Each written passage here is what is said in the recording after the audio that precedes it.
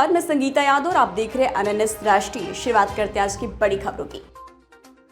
Election commission ने चुनाव के संचालन में अनुचित हस्तक्षेप करने के लिए ओडिशा के मुख्यमंत्री कार्यालय में कार्यरत वरिष्ठ आईपीएस ऑफिसर डीएस कुट्टी को तत्काल निलंबित करने का आदेश दिया और एक अन्य आईपीएस अधिकारी आशीष सिंह को इसी तरह के आरोपों पर एआईएमएस निर्देशक द्वारा गठित एक विशेष मेडिकल बोर्ड द्वारा विस्तृत चिकित्सा जांच के लिए उपस्थित होने के लिए कहा। बता दें कि ईसीआई के आदेश में कहा गया है कि 1997 बेंच के आईपीएस डीएस कुट्टे जो सीएम के विशेष सचिव हैं, उनको चुनाव के संचालन में अनुचित हस्तक्षेप के लिए प्रशासनिक सेवा नियमों के तहत निलंबित कर दिया जाएगा।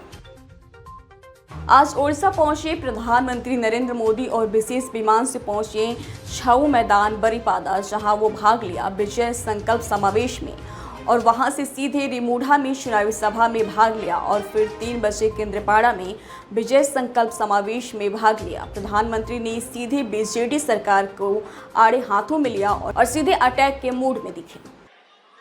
आज पूरा ओडिशा कह रहा है, ओडिशार मुख्यमंत्री ओडिया है बे। ओडिशार मुख्यमंत्री ओडिया है बे। ओडिशार मुख्यमंत्री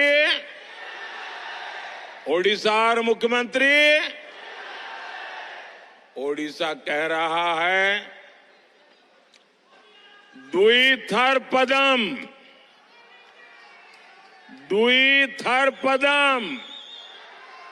द्विगुण विकास।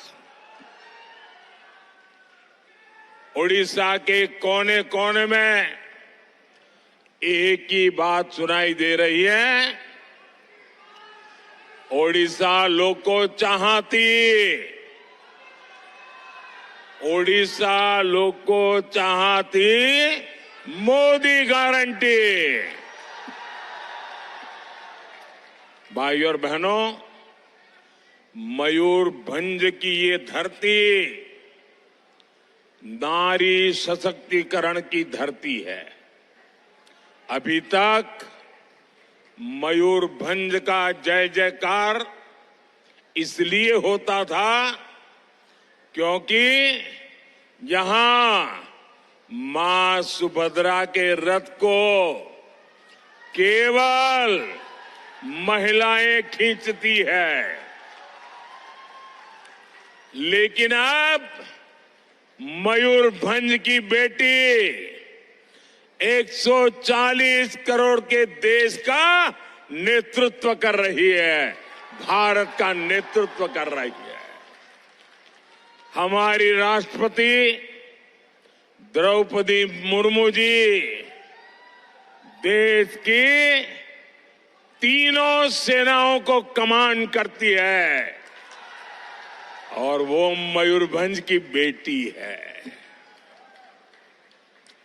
ये मयूरभंज के लिए, उड़ीसा के लिए, पूरे देश की नारी शक्ति के लिए गौरव का विषय है। भाइयों और बहनों, भाजपा सरकार आदिवासी गौरव, आदिवासी कल्याण, इसके लिए समर्पित भाव से काम कर रही है। ये अटल जी की सरकार थी जब अलग आदिवासी मंत्रालय बना था। भाजपा ने ही संथाली भाषा को 8वीं अनुसूची में शामिल किया था। भगवान बिरसा मुंडा के गांव जाने वाला अगर देश का कोई पहला प्रधानमंत्री भगवान बिरसा मुंडा के गांव गया था और उस मिट्टी को माथे पर लगाया था, वो नरेंद्र मोदी था। आज सुबह ओडिशा पहुंचे कांग्रेस के अध्यक्ष मल्लिकार्जुन खड़गे भुवनेश्वर से सीधे पहुंचे बलेश्वर, जहां उन्होंने चुनावी साधारण सभा में भाग लिया और बीजेपी सरकार के विरुद्ध सीधा अटैक किया है। बीजेडी के विरुद्ध कम बोला तो सीधे बीजेपी सरकार के विरुद्ध में अपना भाषण रखा है। केवल बीजेपी ऐसी पार्टी है जिसने यहाँ के सामाजिक ताने बाने को बर्बाद किया और अब वो 2007 के कंधमाल दंगों में नाम पर वोट मांग रही है। ये हमेशा बीजेपी वाले यही काम करते हैं।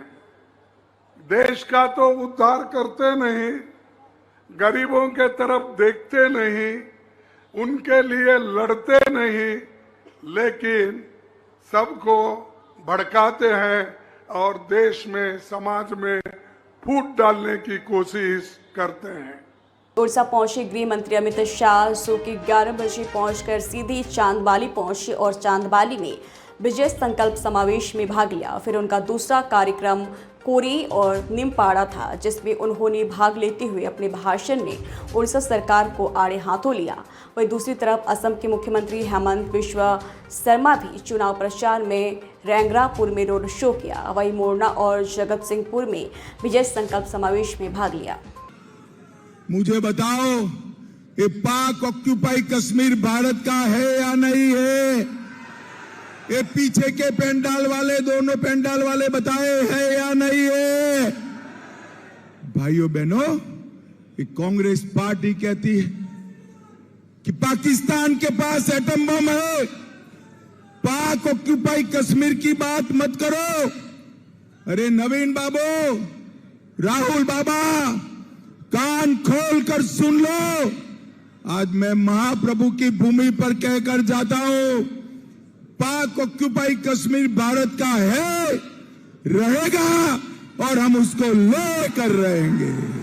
विगत 25 तारीख को हुई भुवनेश्वर में मतदान में एक दिलचस्प घटना घटी, जब बीजेपी के मुख्यमंत्री के बाद सबसे पावरफुल नेता बीके पांडियन अपना वोट डालने ऑटो रिक्शा में पहुंचे। जब पांडियन को ऑटो से उतरते देख वहां वोट देने आए लोग यह दृश्य देख दंग रह गए थे। जब मीडिया ने पूछा कि ऑटो में कैसे, तो उन्होंने कहा कि ऑटो संघ वालों का इच्छा थी कि मैं ऑटो में बैठूं, सो इसलिए आज वोट डालने में ऑटो से पहुंचा। प्रधानमंत्री नरेंद्र मोदी ने कहा है कि वो उड़ीसा की भलाई के लिए अपने निजी संबंधों की बलि चढ़ा देंगे। प्रधानमंत्री नरेंद्र मोदी ने न्यूज एजेंसी ANI को दिए इंटरव्यू में बात कही। इस दौरान उन्होंने आरोप लगाया कि उड़ीसा में पिछले 25 साल से विकास ठप पड़ा है। प्रधानमंत्री ने इस साल फरवरी-मार्च में उड़ीसा में आयोजित कार्यक्रम में उड़ीसा के मुख्यमंत्री नवीन पटनायक को अपना दोस्त बनाया था। इसके बाद से इस बात की चर्चा तेज हो गई थी कि लोकसभा और विधानसभा चुनाव के लिए बीजेपी और बीजेडी में समझौता हो सकता है, लेकिन यह समझौता नहीं हो पाया। अब प्रधानमंत्री विकास के लिए अपने निजी संबंधों की बलि चढ़ाने की बात कर रहे हैं। दिल्ली के मुख्यमंत्री अरविंद केजरीवाल को सुप्रीम कोर्ट से झटका लगा है। जस्टिस AS ओक की अध्यक्षता वाली बेंच ने केजरीवाल की स्वास्थ्य जांच के लिए अंतरिम जमानत को 7 दिन बढ़ाने की मांग वाली याचिका पर तुरंत सुनवाई से इनकार कर दिया है। इतना ही नहीं, बेंच ने देर से आवेदन दाखिल करने पर भी सवाल उठाए हैं। जस्टिस AS ओक की बेंच ने कहा है कि 17 मई को मुख्य मामलों पर आदेश सुरक्षित रखा गया। उस बेंच के एक सदस्य जज पिछले सप्ताह अवकाशकालीन बेंच में थे। आपने तब क्यों नहीं ये मांग रखी? अवकाशकालीन बेंच ने केजरीवाल की वकील अभिषेक मनु सिंघवी से कहा कि वह सुनवाई का अनुरोध चीफ जस्टिस से करें। लोकसभा चुनाव के आखिरी चरण के लिए चुनाव प्रचार भी आखिरी दौर में पहुंच गया है। ऐसे में सियासी रण भीषण दिखाई दे रहा है। सोमवार को आम आदमी पार्टी के सांसद संजय सिंह घोसी सीट पर इंडिया गठबंधन के प्रत्याशी राजीव राय के लिए चुनाव प्रचार करने पहुंचे, जहां उन्होंने पीएम मोदी और भारतीय जनता पार्टी पर जमकर हमला बोला। इस दौरान उनके साथ मंच पर सपा महासचिव शिवपाल यादव भी मौजूद रहे। मध्य प्रदेश के मुख्यमंत्री डॉक्टर मोहन यादव ने बढ़ती गर्मी को लेकर चिंता जताई है। उन्होंने प्रदेशवासियों से लू और भीषण गर्मी के प्रकोप से बचाव के लिए सावधानी बरतने की अपील की है। मुख्यमंत्री ने कहा कि वर्तमान में प्रदेश में भीषण गर्मी का दौर चल रहा है और लू का प्रकोप बना हुआ है। बहुत आवश्यक होने पर ही घर से बाहर निकले। जरूरतमंद लोगों को अपने जल स्रोतों से जल उपलब्ध कराएं। जो लोग कठिनाई में है उनकी मदद करें। पौधे, पशु पक्षी को भी जल का सहारा दें। यह हमारा प्रकृति से जुड़ने का संवेदनशील और सरल तरीका है। फिलहाल आज की खबरों में इतना ही। जल्दी हाजिर होंगे कुछ और बड़ी खबरों के साथ। तब तक आप देखते रहिए NNS राष्ट्रीय।